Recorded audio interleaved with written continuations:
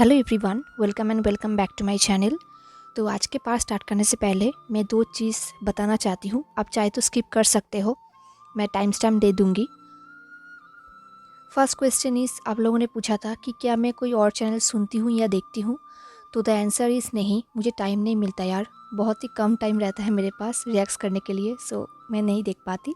And second question, आप लोगों ने पूछा था कि मुझे जो कॉपीराइट आया था उसका क्या हुआ। तो गाइस वो तो अभी कंटिन्यू आता जा रहा है, मतलब वो बिलीप म्यूज़िक मुझे कंटिन्यू किसी ना किसी वीडियो के लिए कॉपीराइट भेज रहा है एंड मैं उसे कंटिन्यू हटाने की कोशिश भी कर रही हूँ। तो ऐसा ही चलता जा रहा है। एंड किसी ने कहा कि उनके चैनल में भी कॉपीराइट आया है कमेंट में। तो आप लोग यूट्यूब पर कुछ वीडियोस देख लीजिए about how to remove copyright claims. तो शायद आपको आपका आंसर मिल जाएगा, क्योंकि कुछ लोग होते ही ऐसे हैं जो बिना रीज़न के कॉपीराइट भेज देते हैं। सो क्या किया जा सकता है यार, बट चिंता मत करो, सब कुछ ठीक हो जाएगा। ओके, चलिए शुरू करते हैं आज का पार्ट। लास्ट पार्ट में हमने देखा था कि लंजा, विंग एंड दो जूनियर्स एक होटल में थे एंड रात को विंग ने लंजा को बाथटब किस किया था। अब रात को वो दोनों सो गए थे, बट विंग को नाइटमेयर आया था। इस ड्रीम में वो अपने बचपन के दोस्त वेन लिंग को देख रहा था। ये ड्रीम बहुत ही भयंकर था।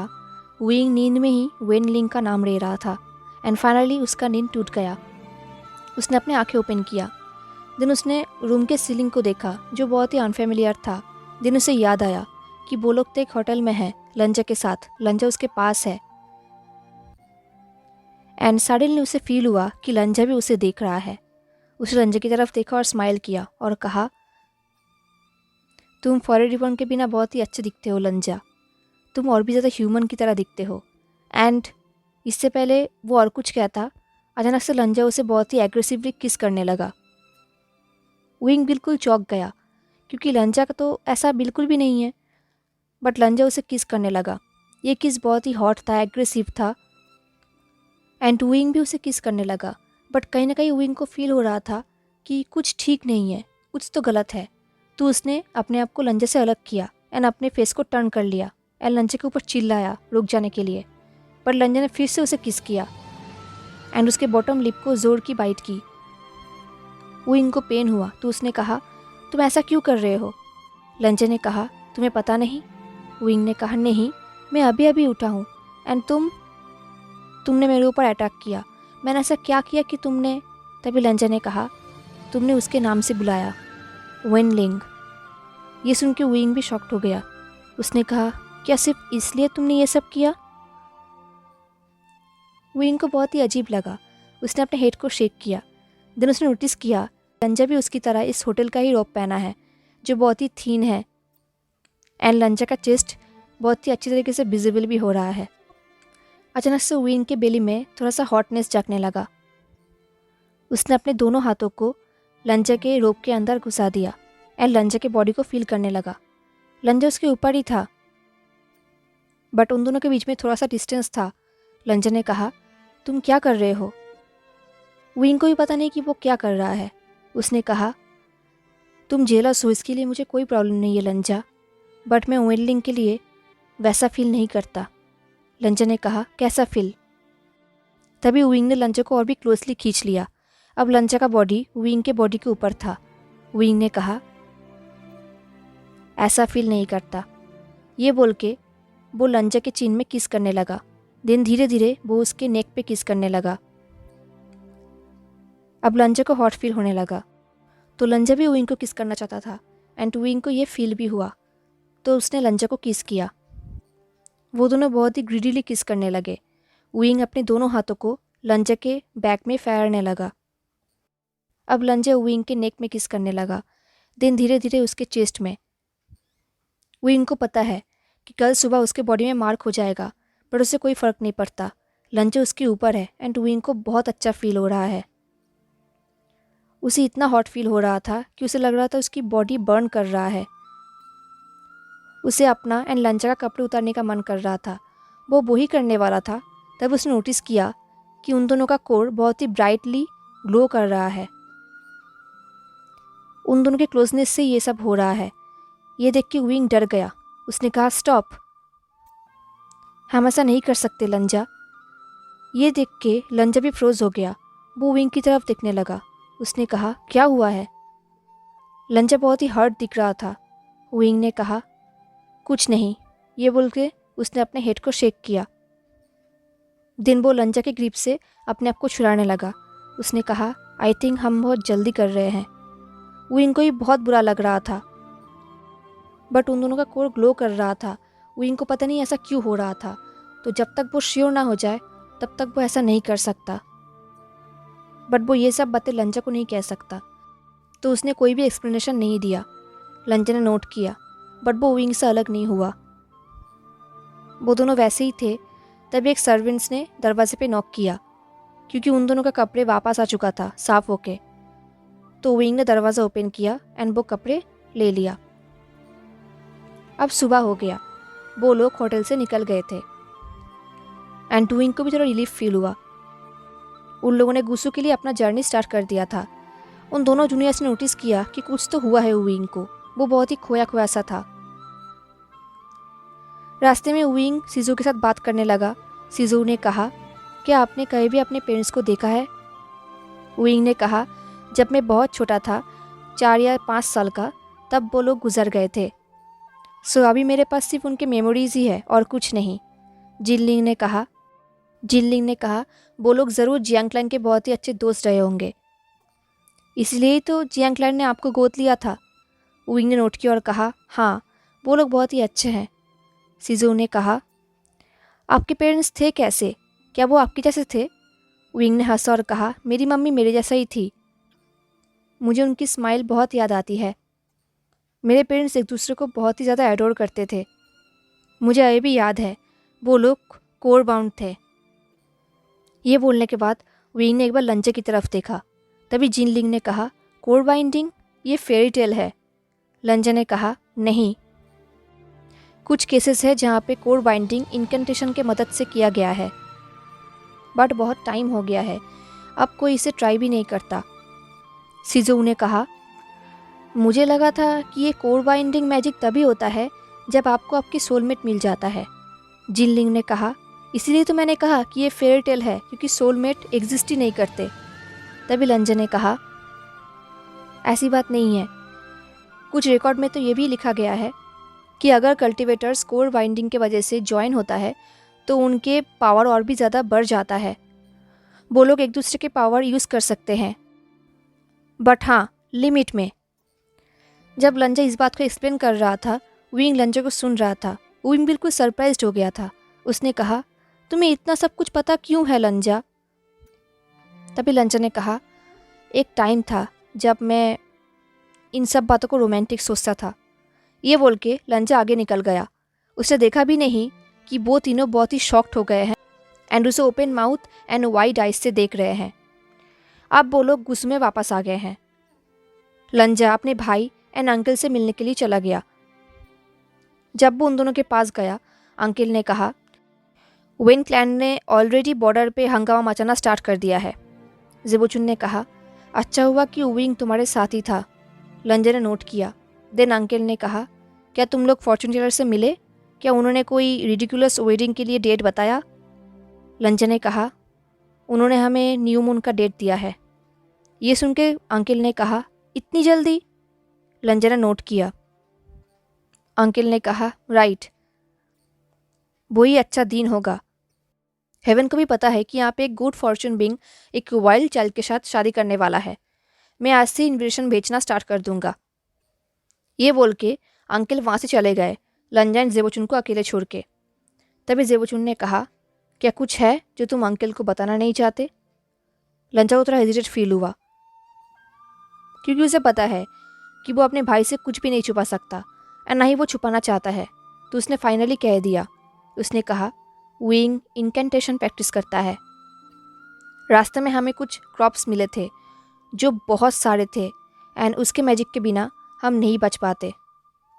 जेबोचुन ने कुछ टाइम के लिए लंजा को देखा और कहा, एंड तुमने अंकल को ये बात क्यों नहीं बताया? लंजा ने कहा, मुझे नहीं लगता ये कोई रीज़न है शादी तोड़ने का, बट मुझे लगता है कि अगर अंकल को पता चलेगा तो वो ये शादी तोड़ देंगे। ज़ेबुचुन ने कहा, मैं समझ सकता हूँ। लंजन ने कहा, एक और बात है, रास्ते में हमें वेनलिंग मिला था, बट वो एक और रूप में था।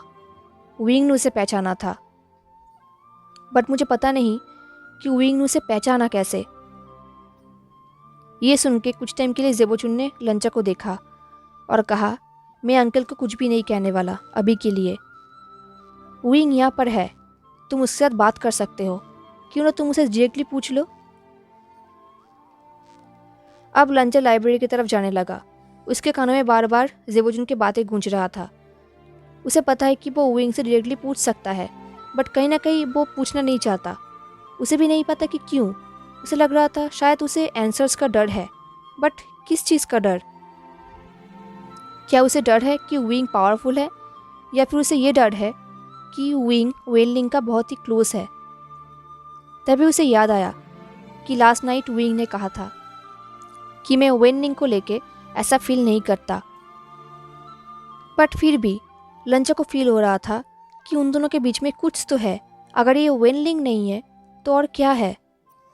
ये सब सोचते सोचते लंचा लाइब्रेरी में पहुंच गया। जैसे उसने दरवाज़ा ओपन किया, उसने देखा कि जिनलिंग विंग के ऊपर चिल्ला रहा था। विंग जो कि बुक शेल्फ के एकदम टॉप पे बैठा हुआ था एक बुक लेके, एंड जिनलिंग उसके पैर लेके खींच रहा था उसे नीचे उतारने के लिए। जिनलिंग ने चिल्ला कर कहा, तुम क्या छुपा रहे हो? विंग ने कहा, तुमसे सब कुछ। जिनलिंग ने कहा, तुम बहुत बुरे हो, मुझे अभी कहीं वो बुक दो। विंग ने देखा कि लंजा भी यहाँ पर आ चुका है, तो उसने जिनलिंग को कहा, तुम सही कह रहे हो, बट फिर भी मैं तुम्हें ये नहीं दूंगा, ये बच्चों के लिए नहीं है। जिनलिंग ने कहा, बच्चा कौन है यहाँ पे? तुम किसको बच्चा कह रहे हो? एंड तभी लंजा वहाँ पर आया। लंजा ने कहा, जिनलिंग हमें अकेला छोड़ दो। तभी जिनलिंग ने लंजा की तरफ देखा और कहा, लांग वांग जी, जैसे मैं लाइब्रेरी में आया, ये इंसान जो पढ़ रहा था उसने उसे छुपा दिया। आई थिंक ये यहाँ पे एडल्ट बुक लेकर आया है। ये सुन के विंग को आइडिया आ गया। उसने कहा, हाँ सही कहा, तुमने पकड़ लिया मुझे, बट यहाँ पर सिर्फ कुछ डर्टी पिक्चर्स ही है और कुछ भी नहीं है। ये बुक इतने अच्छे भी नहीं है, एंड बिलीव मी। तभी लंजा ने जिनलिंग को कहा, जिनलिंग। जिनलिंग ने वो किया एंड देन वो वहाँ से चला गया। उसे जाते हुए देख के विंग ने कहा, ये बच्चा भी ना। देन लंजा ने अपने हाथ को ऑफर किया विंग को और कहा, तुम नीचे आओ। विंग ने कहा, ओह हाँ। देन विंग लंजा के हेल्प के बिना ही नीचे उतर गया। उसने कहा, थैंक्स। आई थिंक जिनलिंग को हमारा एंगेजमेंट पसंद नहीं। लंजा ने कहा, मैं उससे बात करूँगा, तुम उसके सीनियर कल्टिवेटर हो, उसे तुम्हें रिस्पेक्ट देना चाहिए। विंग ने कहा, अरे नहीं कोई बात नहीं, उसे थोड़ा टाइम दो, वो सुधर जाएगा। देन लंचा ने विंग की तरफ देखा और कहा, तुम कुछ भूल नहीं रहे हो? विंग ने हेजिटेट फील किया एंड देन वो लंचा के पास आया एंड उसके लिप्स में सॉफ्ट किस किया और कहा, हेलो। ये देख के लंचा के अंदर थोड़ा हॉटनेस जगा, बट फिर भी उसने अपने आप को कंट्रोल किया। उसने विंग के हाथ से बुक लिया और कहा, मैं इसकी बात कर रहा हूँ। देन लंचा ने बुक को ओपन किया। बुक को ओपन करने के बाद वो शॉक्ड हो गया। उसने बहुत सारे पेजेस को फ्लिप किया, बट लगभग सारे पेजेस ब्लैंक थे। उसे पता है कि ये बुक एडवांस्ड इनकेंटेशंस का है, बट यहाँ पर कुछ भी नहीं लिखा है। लंजा ने विंग को कहा, तुमने इसे पढ़ा? तुम इसे पढ़ सकते हो? विंग ने अपने बॉटम लिप को बाइट किया। लंचा का मन कर रहा था कि वो उसे किस करे, बट अभी उसे इस बात में फोकस करना होगा। तो उसने कहा, क्या तुमने मेरे ऊपर कुछ किया है? मेरा मतलब कोई स्पेल? विंग ने कहा, क्या? नहीं, ऑफ कोर्स नहीं। लंचा ने कहा, देन अगर तुम इसे पढ़ सकते हो, देन मैं क्यों नहीं पढ़ सकता? क्या तुम इसे सच में पढ़ सकते हो? विंग ने नोट किया और कहा, हाँ मैं पढ़ सकता हूँ, एंड मैं सीक्रेटली बहुत टाइम से इसे प्रैक्टिस भी कर रहा हूँ। तभी लंचा को याद आ गया लास्ट नाइट के बारे में। लास्ट नाइट विंग ने कहा था कि उसके अंदर एक नेचुरल मैजिक है। तो उसने विंग को बुक लौटा दिया और कहा, मेरे साथ आओ, मुझे तुम्हें कुछ दिखाना है। देन वो लोग लाइब्रेरी के लगभग एंड पे पहुंच गए। विंग ने देखा कि यहाँ पर तो कुछ भी नहीं है, सिर्फ वर्ल्ड है। एंड तभी लंजा ने वर्ल्ड के अंदर हाथ घुसा दिया एंड विंग ने देखा कि वर्ल्ड के अंदर भी एक रूम है। वो लंचा को फॉलो करके उस रूम के अंदर चला आया। ये जगह फॉरबिडन है। विंग ने देखा कि यहाँ पे बहुत सारा बुक्स है, बहुत सारे बुक्स के सेक्शंस भी है एंड ज़्यादातर म्यूज़िक के बुक्स है। विंग ने कहा, ये सब बुक्स यहाँ पर क्यों है? लंचा ने कहा, ये सारे बुक्स यंग डिसिपल्स के लिए बहुत ही डेंजरस है। ये सारे बुक्स मैजिक्स के हैं एंड बहुत सालों से यहाँ पर है। विंग लंचा के साथ पूरा रूम घूमने लगा। उसने कहा, बट इतने सारे? लंचा ने कहा, हाँ, लन क्लैन हिस्टोरिकली मैजिक के साथ जुड़ा हुआ है एंड यहाँ पर बहुत सारे कल्टिवेटर्स थे जो इनकेंटेशंस प्रैक्टिस करते थे। विंग ने देखा कि लंचा उसके ऊपर इतना ट्रस्ट करता है कि वो उसे यहाँ पर लेकर आया एंड उसे ये सब बोल भी रहा है। ये सब देख के विंग का हार्ट मेल्ट हो गया। उसने कहा, थैंक यू। दिन वो लंचा के पास आया एंड उसे किस करने लगा सॉफ्टली। देन उसने लंचा को बहुत ही क्लोज खींच लिया एंड लंचा ने भी विंग को टाइटली पकड़ लिया। वो दोनों ऐसे ही किस करने लगे एंड फाइनली वो दोनों अलग हुए, बट वो दोनों अभी तक एक दूसरे के बाहों में ही थे। तभी विंग ने कहा, शिट। ये बोल के उसने अपने फॉरहेड पे अपने हाथ रखा। लंचा ने विंग की तरफ देखा तो विंग ने कहा, मैं तुम्हें कुछ बोलना चाहता हूँ लंचा, बट मुझे थोड़ा टाइम चाहिए। ये सुन के लंचा ने विंग की तरफ देखा और नोट किया और कहा, मैं तुम्हारे लिए वेट करूँगा विंग। हेलो एवरीवन, तो कैसा लगा आपको आज का पार्ट? मुझे ज़रूर बताना। हाँ, अगर आपको आज का पार्ट अच्छा लगा हो तो लाइक, कमेंट, शेयर, सब्सक्राइब जरूर करना। मिलते हैं नेक्स्ट पार्ट में। तब तक के लिए tata, take care, stay safe, bye.